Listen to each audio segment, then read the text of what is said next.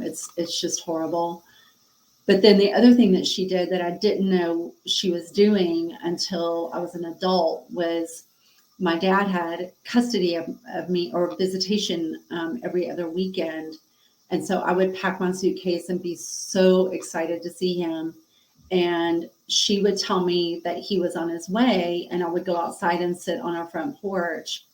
And as soon as I went outside, she would call my dad and tell him that I didn't want to see him.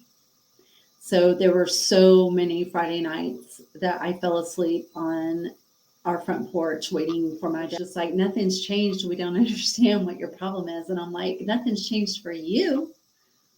But everything changed for me, especially when I found out that my biological father was the minister of one of the largest churches in Atlanta, Georgia at the time. And I was conceived in his church office.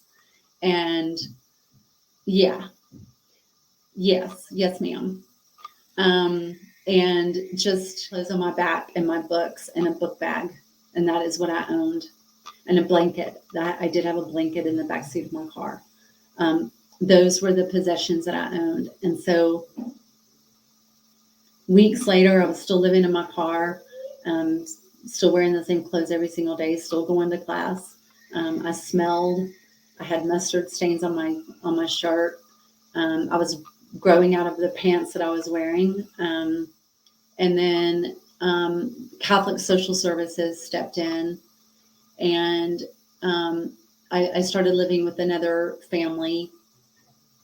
I ended up placing my son for adoption, and that's a whole nother podcast probably, but in a very quick nutshell, my son was born with some physical disabilities. Had a very serious conversation with my mother when she came to the hospital, because she showed up at the hospital, and it's a long story how she figured out where I was, but she showed up at the hospital, like, we need to keep the baby, and I'm going to make you a nursery, and it's going to be amazing. And she was kind of put in her place by professionals, just saying, like, you don't get to do this. This is not fair at all.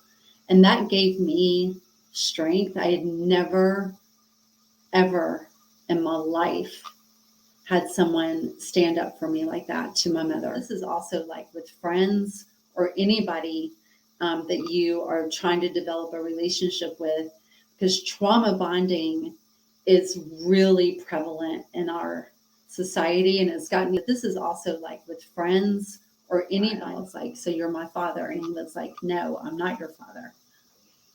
So my mother was having an affair with him while she was pregnant with me. And my dad shot him. My dad shot him